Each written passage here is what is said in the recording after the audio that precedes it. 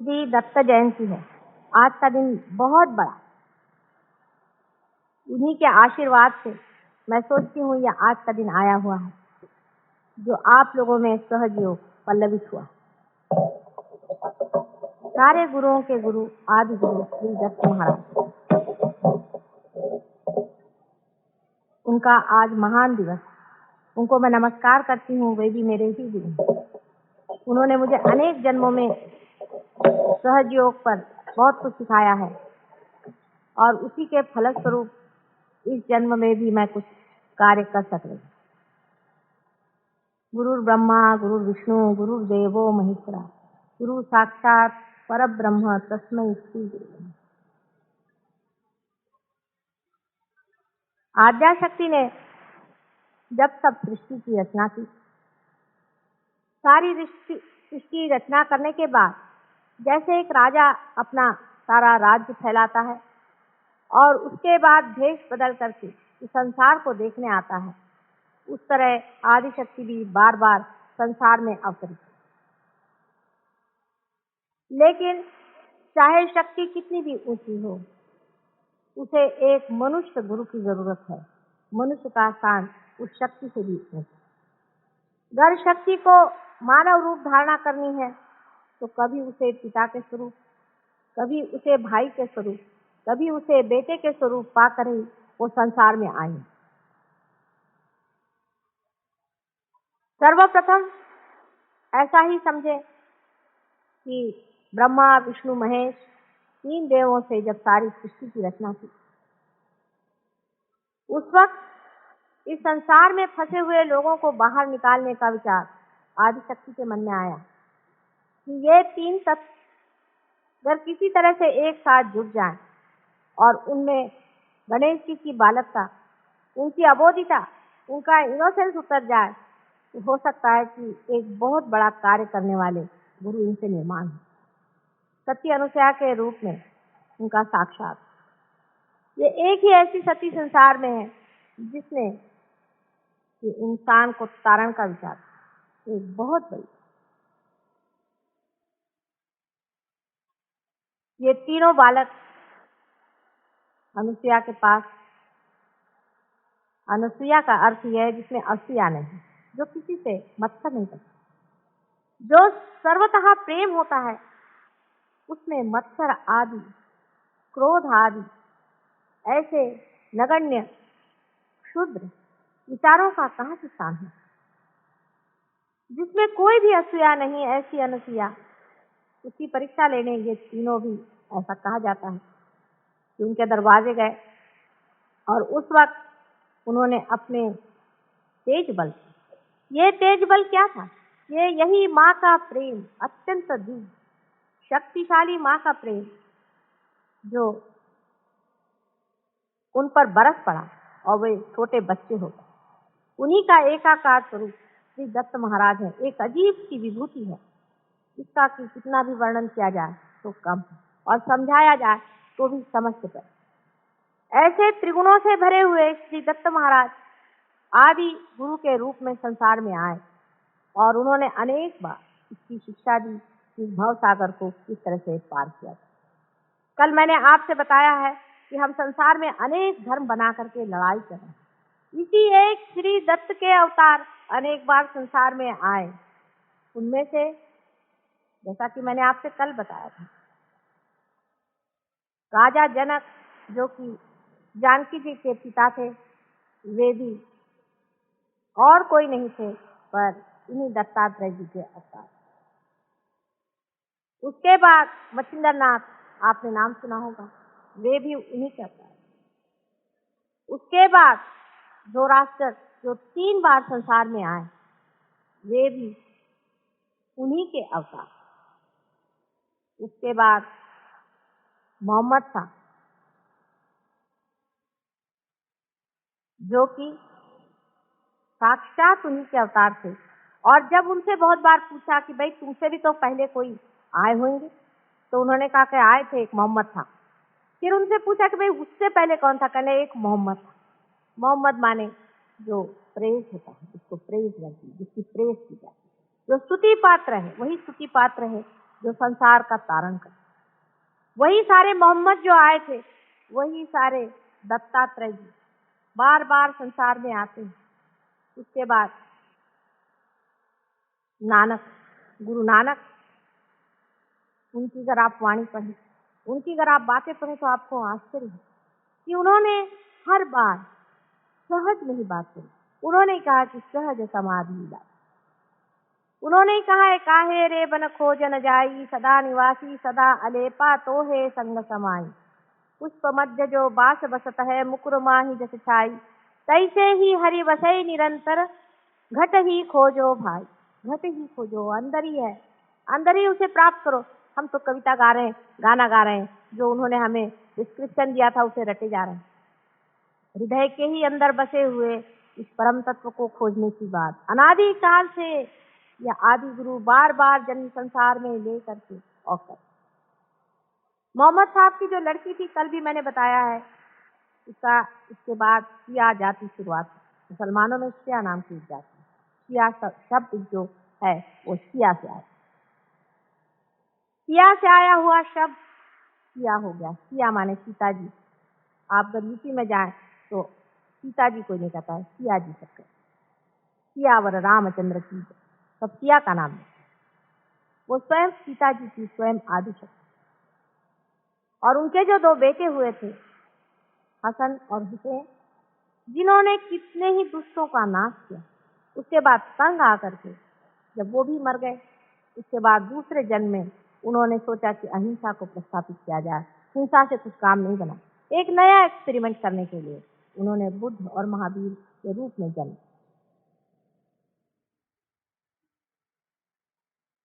Experiment ही होते हैं। नानक साहब के बाद एक 50-60 साल पहले अपने इस महाराष्ट्र देश में ही शिरडी के साईं बाबा, ये भी साक्षात दत्तात्रेय जी के ही अवतार। इसका आपको अगर प्रमाण चाहिए तो अगर आप पार हो जाएं और उसके बाद आप किसी पर भी हाथ रख के देखें तो एक ही तरह के आपको वाइब्रेशन से ही आप सबको जान सकते हैं। जैसे आपके पास आंख होना जरूरी है कि किसी की आप आकृति देखें, उसका रंग देखें, उसी तरह से आपके पास ये वाइब्रेशन आने की जरूरत है जिससे आप संसार के सब गुरुओं को जान सके और जान सके कि कौन सच्चा गुरु है और कौन झूठा। कौन उस आदि गुरु दत्तात्रेय जी के अवतार साक्षात है। कहने को तो आजकल हजारों गुरु संसार में आ गए, किसी के कहने से कोई गुरु नहीं और किसी को मान भी लेने से वो गुरु नहीं है। गुरु शब्द ही का अर्थ बहुत ही बड़ा, इसको समझ लेना चाहिए। आज इसी पर मैं आपसे बातचीत करना चाहती हूँ कि गुरु कौन और कौन गुरु नहीं।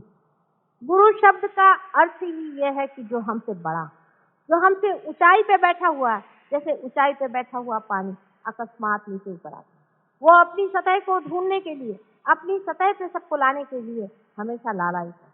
आप पानी को किसी ऊंचाई पे रख दीजिए, वो चाहेगा कि इसी ऊंचाई पे सबको। यही गुरु का अर्थ। ऐसा जो नहीं तो गुरु होना, हमसे ऊंचा वो हर मामले में होना, एक ही मामले में नहीं। इसलिए आजकल जो गली और रस्तों रस्ती हम लोग गुरुओं को मान रहे हैं, उनको याद रखना चाहिए कि गुरुओं की हजारों पहचान। जो गुरु परम तत्व की बात करते हैं वही साक्षात गुरु हैं। जो परमात्मा की बात करते हैं और परमात्मा ही के ओर आप उठाते हैं वही गुरु है। जो लोग आपसे रुपया पैसा देते हैं वो गुरु है। जो अपनी वाणी का रुपया लेते हैं वो गुरु कभी भी नहीं हो सकते, क्योंकि ये वाणी परमात्मा से आई हुई बहुमूल्य चीज है। इसकी कोई भी कीमत आप नहीं दे सकते। जिस दिन आप इसकी कीमत दे सकें, ये परमात्मा की चीज नहीं। आप परमात्मा को बाजार में जाके खरीद नहीं सकते।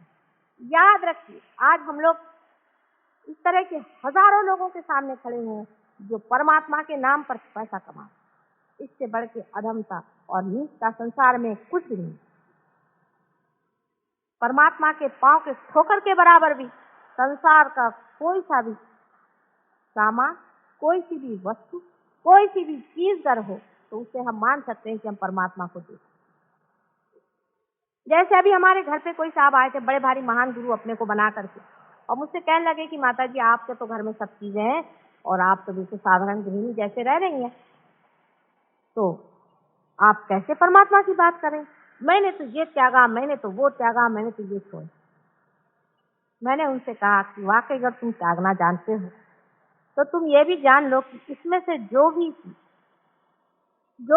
चीज तुम सोचो कि मेरे प्रभु के चरणों के धूल के बराबर है, उसके कणों के भी बराबर है, तुम उठा के लो, लेकिन तौलना बराबर। इधर उधर देखा उन्होंने, ये वो देखा, इसके बाद सच पका गए। मैंने कहा क्यों, कोई चीज नहीं मिली? नहीं, इसके बराबर तो कोई नहीं। फिर मैंने कहा उनसे कि तुमने छोड़ा ही क्या बेटे?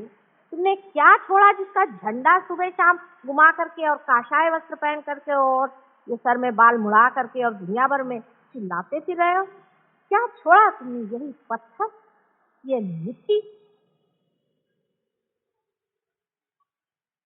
असल में सहयोग इसीलिए घर गृहस्थी में बैठे हुए साधारण लोगों में ही पनपता है। जो अपने झंडे गाड़ते हैं उनमें कभी भी सहयोग नहीं आता। जो लोग सहज सरल भाव से रहते हैं, परमात्मा के दिए हुए ऐश्वर्य में, उसके आनंद और सुख में सहज से प्रेम पूर्वक रहते हैं, ऐसे ही लोग, ऐसे ही मध्य स्थिति के लोग परमात्मा को पाते। गुरु का मतलब अब आपको समझना चाहिए कि जो लोग काशाय वस्त्र पहन करके पैसा इकट्ठा करते हैं वो लोग कभी भी गुरु नहीं हैं। जिनके पास टूटी हुई साइकिलें थी और आज इम्पाला में घूम रहे हैं वो कभी भी गुरु नहीं हो सकते। जो आदमी परमात्मा को पाया हुआ है वो चाहे जमीन पे सो जाए और चाहे वो महलों में सो जाए आराम से। इसके लिए जनक राजा का मैं आपको एक उदाहरण, जनक राजा के पास में नचिकेता करके एक बड़ा भारी आर्क गया। पहले तो वो शंका से व्याकुल था। उसने अपने गुरु से कहा कि ये एक गृहस्थ में है, ये राजा है, इसके यहाँ तुम क्यों जाते हो? इसके आगे तुम क्यों झुकते हो? इसके चरण क्यों छूते हो? ये तो गृहस्थी आदमी है। तो उन्होंने उनको कहा कि अच्छा तुम राजा जनक के यहाँ जाओ और उनके यहाँ, आप जानते हैं कि उनको विदेही कहा जाता है, देहाती। नचिकेता जब उनके साथ जाके रहा उसने देखा कि उनका इतना ऐश्वर्य है, इतना पैसा है, लोग बाग खाना पीना खा रहे हैं, आराम से रह रहे हैं, राजा सब खाना खाते हैं, घूमते हैं, फिरते हैं, बाल बच्चे हैं, ये आदमी कैसे हो सकता है परमात्मा को जाने? दूसरे दिन उसने कहा कि मैं तो जा रहा हूँ, अभी इसी वक्त मैं चला जा रहा हूँ, मुझे यहाँ रहने का नहीं। कहा अच्छा चलो पहले नहाने तो चलो, नदी पे नहाने जाए। उनको अपने साथ सरजू नदी पर नहाने ले। नदी में नहाते वक्त एकदम से किसी ने आके बताया कि हे राजा तेरे तो घर में आग लगी, रजवाड़े में सारी आग लगी हुई। राजा जनक ने कहा कि लगने दो, अभी तो मैं ध्यान में हूँ। हंस के कहा, जरा घबराए। उसके बाद लोगों ने कहा कि सब तुम्हारे घर वाले भाग गए, आग तुम्हारी तरफ आ रही। तो उन्होंने कहा जाने दो, अभी तो मैं ध्यान में। उसके बाद उन्होंने कहा कि अरे भाई आग यहाँ तक आ गई, तुम्हारे जो बाहर आभूषण और वस्त्र पड़े हैं ये भी चले जाएंगे, वहां जो रक्षक थे वो भी भाग गए।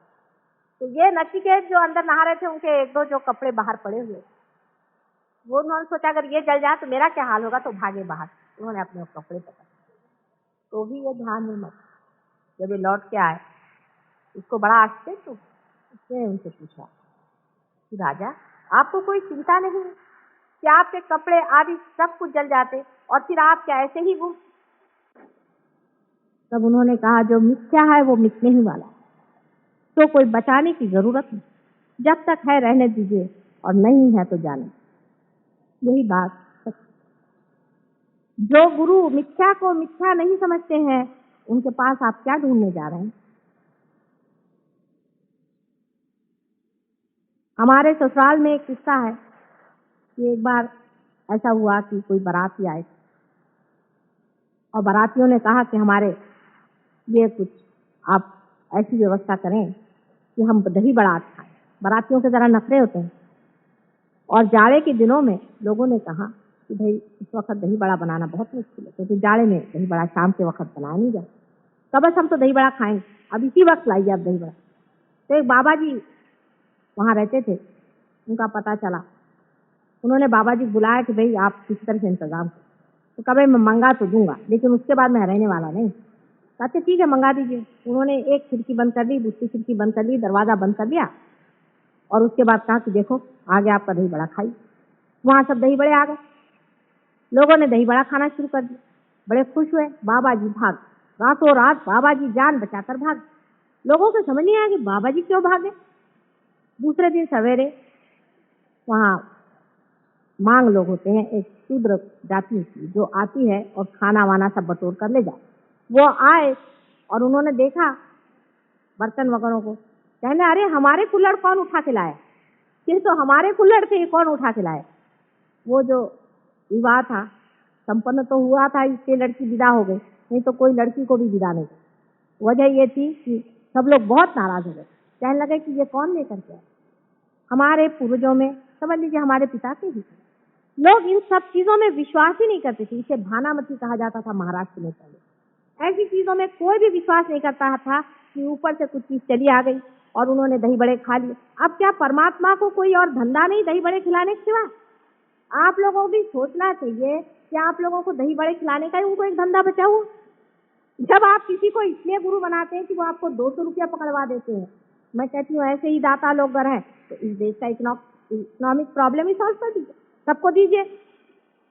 घड़ियां मंगाते हैं स्विट्जरलैंड से बनी हुई, एक भगवान से बनी हुई घड़ी मंगा दे तो मान ले बा। इस चीज को सोच लेना चाहिए कि हम लोग उसी सुप्रीम को पाना चाहते हैं, उसी परम को पाना चाहते हैं, पर आपकी भी तो खोज इन्हीं जड़ वस्तुओं में, इन्हीं पत्थरों में है। इसीलिए आप इन लोगों को गुरु मानते। रुपया भी जाता है, पैसा भी जाता है, जब आपका सब पैसा निकल जाता है तब आप मेरे पास आते हैं। कल एक स्त्री आई थी, आपने देखा था किस तरह से नाच रही थी, कूद रही थी। मैंने कहा आप क्यों आई भाई?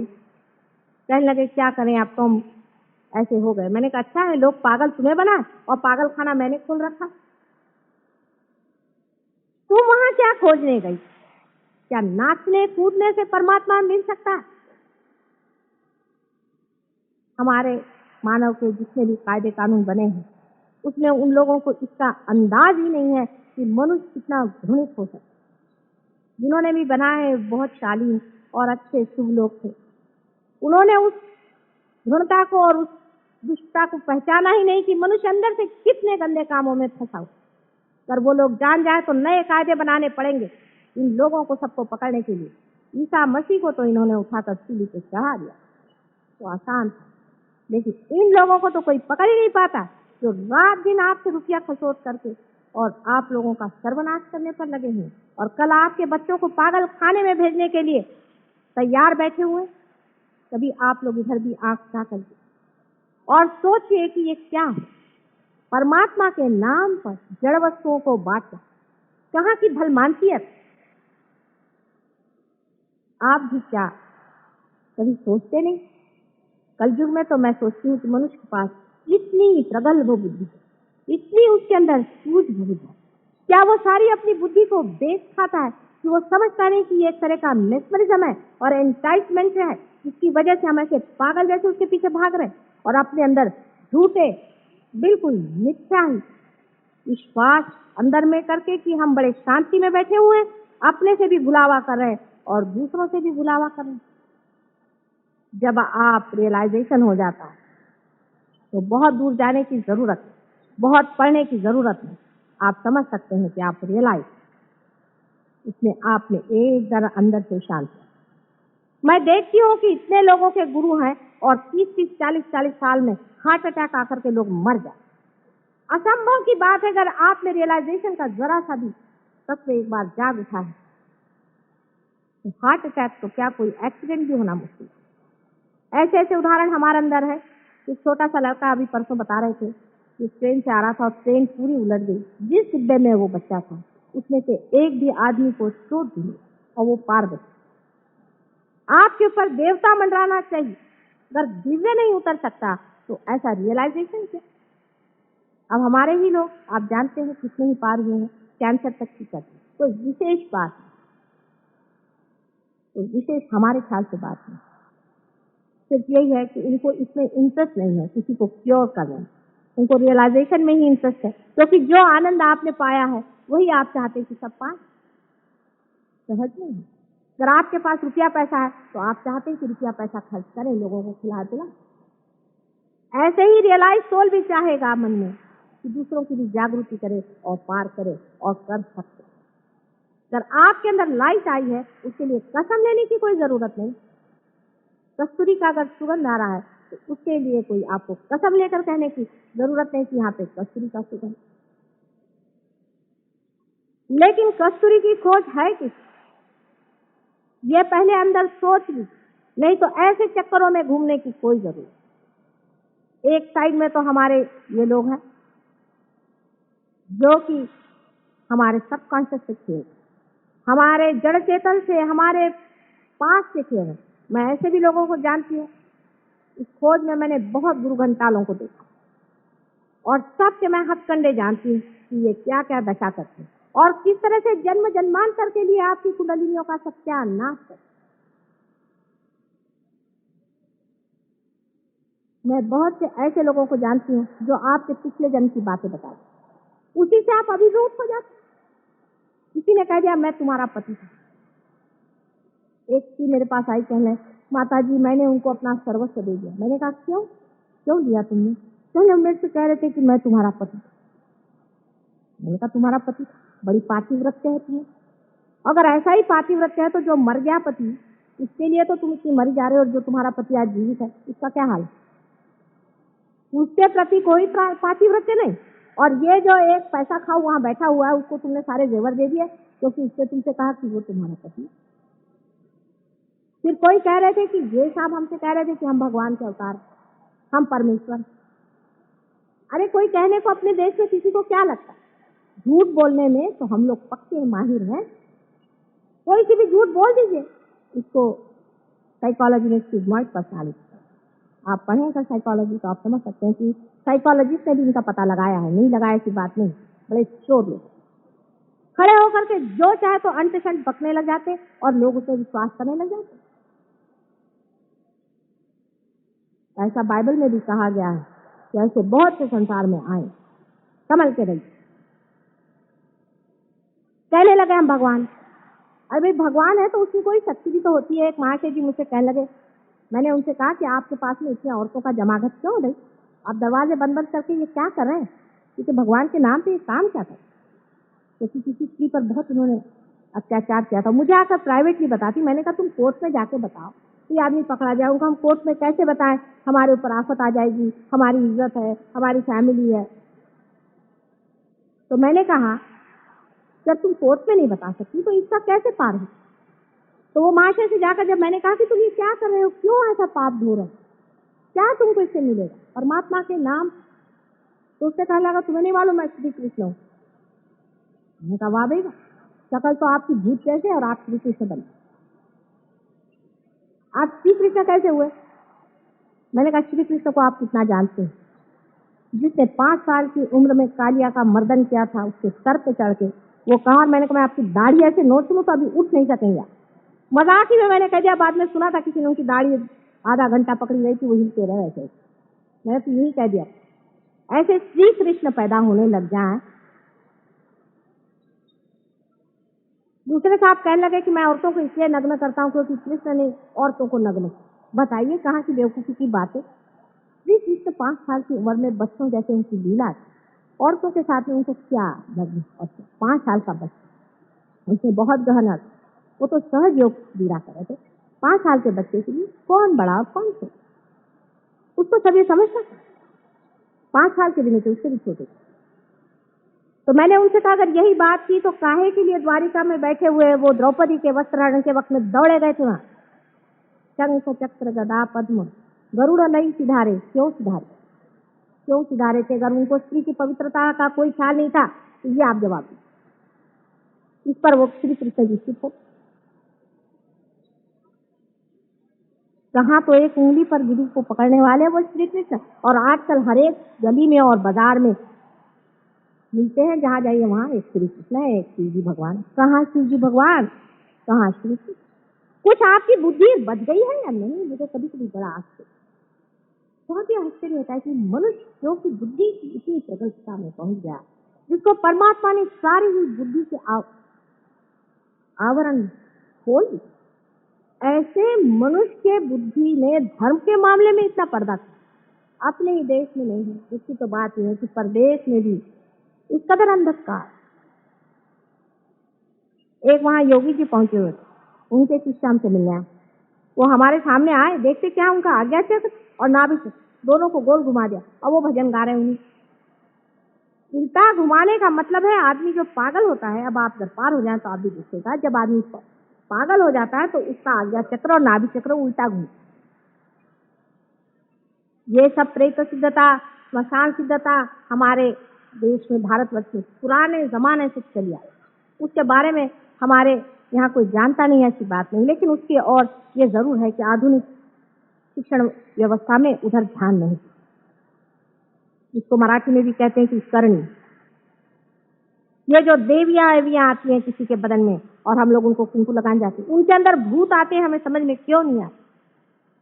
ये सब प्रेत विद्या और स्मशान विद्या है। इसका भी एक बड़ा भारी साइंस है, उस पर भी मैं कभी चाहे तो बताऊंगी आपको, पर आज दत्त महाराज के चरणों में खड़ी हूं। इसको भी जान लेना चाहिए। ये सब महामूर्खता के लक्षण हैं जो हम ऐसे दूसरों के हाथों में अपने को बेच। कम से कम अपनी बुद्धि को सही रखें, थोड़ा सा झटक के सोचें। जब कभी भाषण में आप जाएं तो आप सोचें कि आदमी बोल क्या रहा है और कर क्या रहा है। इसका बोलना और करना, इसमें अंतर वो कभी भी गुरु हो ही नहीं सकता, इसको आप समझ। अभी हम कहें कि हम ऐसे हैं वैसे हैं और कल हम लपके संसारिक चीजों के पीछे में, हम कभी भी वैसे हो नहीं। यानी संसार कोई व्यर्थ चीज नहीं है, लेकिन साक्षित्व तो कम से कम गुरुओं में आना चाहिए, कम से कम। कुंडलिनी के बारे में भी बहुत से गुरु निकले हैं जिनके बारे में आपको मुझे बताना था। कल भी मैंने बताया था कि भगवान के पास में कोई घड़ी नहीं है कि जो वो कह दे कि 4 बजे मैं तुम्हारी कुंडलिनी जागरूक कर। ये सब भूतों की व्यवस्था। इस पर एक आपको मैं बड़ा अच्छा उदाहरण देती हूँ। डॉक्टर लैंग करके एक बड़ा भारी डॉक्टर लंदन में रहता था। उसने कुछ बहुत शोध किए थे और वो चाहते थे कि लोगों को उससे क्योर किया, लेकिन अकस्मात उनकी एक एक्सीडेंट में मृत्यु हुई। इसके कारण वो अपना जो शोध था लोगों को बता नहीं पाए। तो उन्होंने, जब उनकी मृत्यु हो गई, हम जब मरते हैं तो पूरे नहीं मरते, थोड़ा सा हिस्सा गिर जाता है, बाकी सूक्ष्म शरीर जीवित है। तो उन्होंने इस सूक्ष्म शरीर में यह सोचा कि चलो किसी के अंदर घुस कर ही प्रवेश करके दे। तो एक वियतनाम में एक सोल्जर लड़ रहा था, उसके शरीर में उन्होंने प्रवेश और उससे कहा कि तुम मेरे लड़के के पास चलो और उससे ऐसी ऐसी बात बताओ। अब ये सोचे कि डॉक्टर लैंग को ऐसा ही करना था, तो अपने लड़के के अंदर क्यों नहीं दी, क्योंकि जानते थे कि इसके इस परिणाम भी। तो उन्होंने कहा कि अच्छा तुम मेरे लड़के से जाकर सारी बात बताओ और उसको हमारी बात पट जाए। जब ये सोल्जर उस लड़के के पास गया और उसे जाकर बताया तो वो इस बात को मान गया। उसने कहा कि हाँ, ये तो सब बातें सिर्फ मेरे पिताजी से और किसी को मालूम नहीं। उसने कहा चलो तुम क्लिनिक खोल। उन्होंने एक बड़ा भारी एक ऑर्गेनाइजेशन बनाया जिसके मातहत वो लोगों को ठीक करते। अब डॉक्टर लैंग के साथ बहुत से और डॉक्टर उनके साथ जुड़ गए, वो भी ये कार्य करते थे। अभी तक वो हो रहा है कार्य। वो आपसे बताते हैं कि आप अगर उनको चिट्ठी लिखे हमें तकलीफ है, शिकायत है, आपसे बताते हैं अच्छा 5 बजे शाम को बराबर इस वक्त आपके अंदर कुछ हो, कोई ना कोई अंदर व्यक्ति घुस करके आपके साइकोलॉजी में, साइकी में, जिसको हम सुपर ईगो कहते हैं, उसके अंदर घुस के और इस कार्य को करते। एक भूत निकाल के दूसरा भूत दिखा दे। अगर आप शराबी कबाबी होंगे तो शराब कबाब ठीक हो जाएगा, क्रोध आने लग जाएगा। ये इन लोगों का कार्य है। पर बेचारे बहुत सीधे हैं, क्योंकि वो लोग कम से कम ये तो कहते हैं कि हम स्पिरिट का काम करते हैं, वो ये नहीं कहते कि हम भगवान का काम करते। लेकिन अपने देश में तो लोग पक्के भूत नहीं राक्षसों का काम करते हैं और उसको भगवान का नाम लेते हैं। ऐसे लोग अगर किसी को थोड़ा सा ठीक भी कर दें तो उससे क्या फायदा। कुंडलिनी जिससे खराब हो, अपनी माँ पे जहाँ चोट हो, ऐसी जगह जाने की कोई जरूरत। आज नहीं कल आप लोग जरूर पार हो जाइए, लेकिन गलत रास्ते पे मत जाइए। एक बार आपकी कुंडलिनी खराब हो जाएगी तो मैं उसमें कुछ भी नहीं करता, सारा ही कार्य खत्म हो जाएगा। जिन जिनकी कुंडलिनियाँ खराब हो गई है, आप लोग जानते हैं, आप में से बहुत से लोग पार हुए हैं, कितनी तकलीफें हमने उठाई। कुछ लोगों पर तो हाथ रखते वक्त इन लोगों के हाथ में बड़े-बड़े ब्लिस्टर था, बहुत बड़े-बड़े ब्लिस्टर था। और उन लोगों से जब मेरे और हाथ करते उनको भी कभी-कभी थोड़ा-थोड़ा ब्लिस्टर जैसा आ जाता है, पर जलता तो बहुतों का हाथ है। मेरे पास तो एकदम ठंडी-ठंडी हवा चल, लेकिन उनके हाथ जल रहे हैं, क्योंकि मैं चाह रही हूँ उनकी सत्ता को स्थापना दूँ और उनके अंदर तो कुछ और ही सत्ता बैठी है। ऐसे गुरुओं से बच के रहिए, क्योंकि कायदा इसे रोक नहीं। किसी तरह से भी इसकी रोकथाम नहीं, सिर्फ अपनी बुद्धि से सोचिए, अपने बुद्धि से सोचिए कि सच्चा गुरु कौन है, वही जो आपको परम। उस पर अभी मेरे एक औरत ने मुझसे सवाल पूछा था, बहुत मौके का सवाल था। उसने मुझसे पूछा कि क्या आपने और भी कोई रियलाइज सोल्स दुनिया में देखे हैं जो कि आपके पास आए बगैर हैं? ऐसे तो बहुत हो चुके और अभी भी है। तो इसी कारण मैं अपने बहुत सी शिष्यों को लेकर कोल्हापुर से दूर 25 मील दूरी पर एक जंगल में, पहाड़ी के ऊपर 7 मील दूरी पर गगनगढ़ में आज उनका बहुत बड़ा उत्सव है, जिसके लिए मेरी सारी शुभेच्छा है। वहां पर एक बड़ा भारी जीव है, मैं इनको ले गई, मैंने कहा तुम ऐसे हाथ रखो, बस हाथ के सहारे, इससे वाइब्रेशन आ रहे माँ कि कौन सा जीव यहाँ, क्यों वो जंगल में चले। ये भी सोचने की बात है, जितने भी बड़े बड़े पहुंचे हुए लोग होते हैं जंगल में। आपने नित्यानंद जी के लिए कहा, जो कि असली में बहुत बड़े पुरुष थे, कि वो अगर कोई भी आता था उनको पत्थर मारते थे और कहते थे भाग जाओ यहाँ से, निकल जाओ। हमारे नागपुर में ताजुद्दीन बाबा थे, उनके लिए भी लोग ऐसा बोले। वो तो जंगल में ही रहते थे बेचारे, अब वहाँ आबादी हो गई।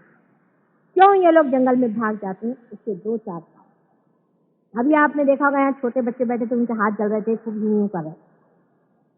इसी तरह से उनके बदन जलने लगते हैं। बहुत से साधु तो बेचारे पानी में ही रहते हैं, क्योंकि आप लोगों की जो साइकी है, सुपर ईगो है, उसमें बैठे हुए भूत इनको जलाने के लिए लगे, इन भक्तों को सताने के लिए लगे हैं।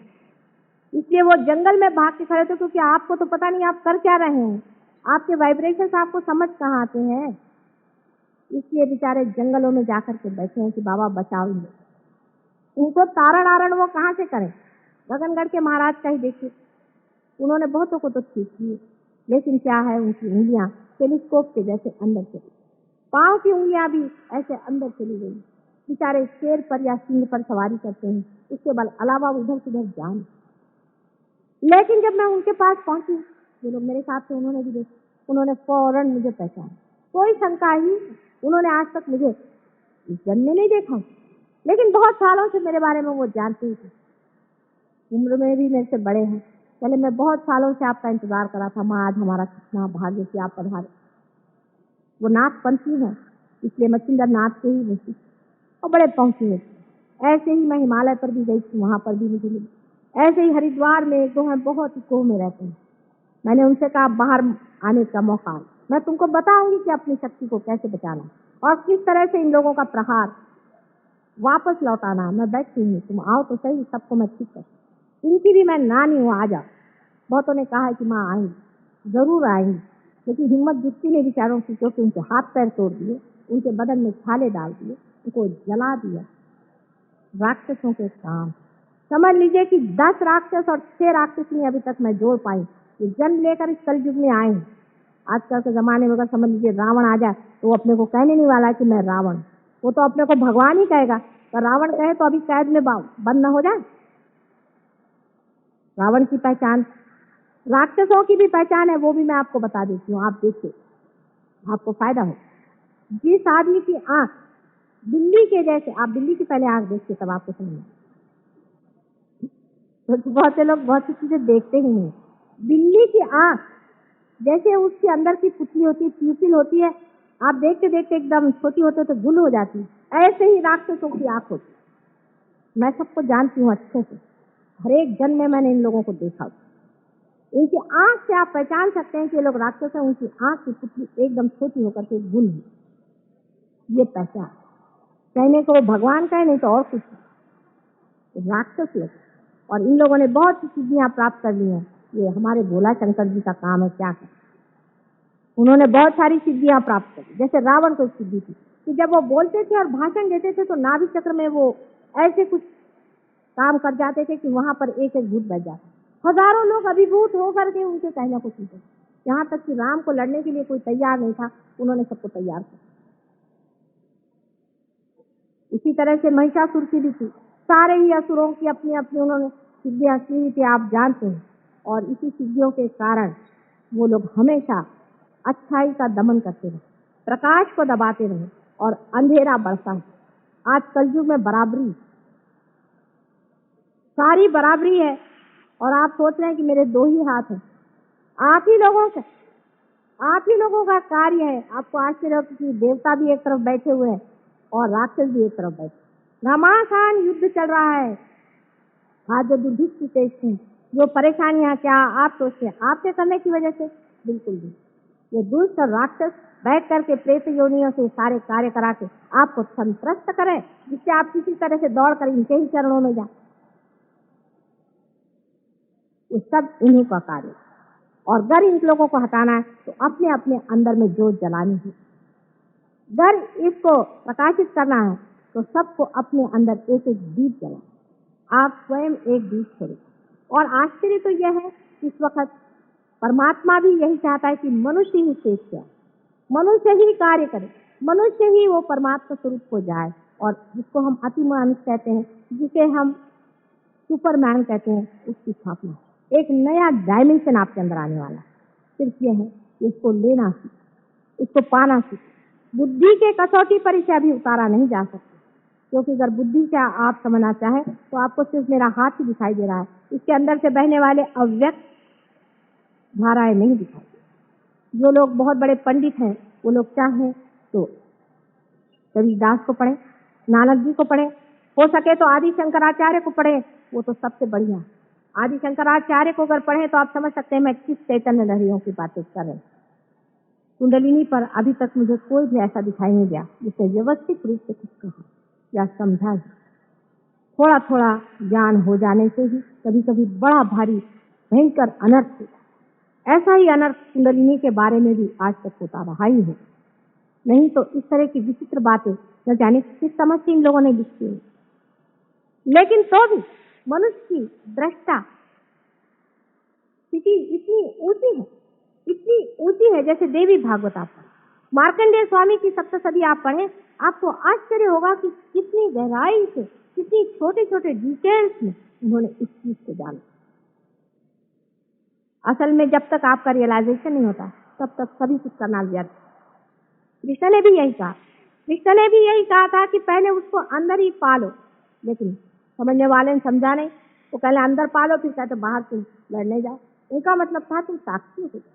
साक्षी होने के बाद तुमसे हो रहा है अकर्म, चला जा रहा है, आप कुछ करते ही नहीं। वो ईगो ही खत्म हो गया, वो सुपर ईगो ही खत्म हो गया। जो करता है, करने ही वाला टूट जाएगा। जो वो कह रहे थे लेकिन जब माना नहीं, तो वो तो डिप्लोमैट थे, राजकारणी थे। कृष्ण की भी अपनी एक तरह के गुरुत्व है। उनका गुरुत्व बड़ा मजेदार है, बड़े भारी राजकारणी थे। इसको मैं कहती थी एब्सोल्यूट प्योर पॉलिटिशियन। ऐसा बड़ा पॉलिटिशियन था वो, और वो सबको जानता था कि इन महामूर्खों को ठीक करने का यही तरीका। जिस वक्त में कि एक बच्चा है, वो अपने घोड़े को गाड़ी के पीछे बांध करके हाँक रहा, तो बाप आकर के कहता है चलने दो घोड़ा, ऐसे चलने दो, हाँकते रहो, पहुंच जाओ। फिर बच्चा जब हार कर सोचता है अरे घोड़ा चल ही नहीं रहा, तब उसको फिर समझ में आता है कि घोड़े को आगे करना चाहिए और तब हार। इसीलिए उन्होंने कहा कि अच्छा तुम कर्मयोग करो। अब देखिए उसमें डिप्लोमेसी कृष्ण की, कृष्ण जैसा भी गुरु मिलना बड़ा कठिन। ऐसा गुरु है कि उसके लिए बहुत ही बुद्धि की तीक्ष्णता और प्रखरता चाहिए। आज तक आपको किसी ने बात नहीं बताई होगी, तो मैं आज बताऊंगी, आप सुन लीजिए।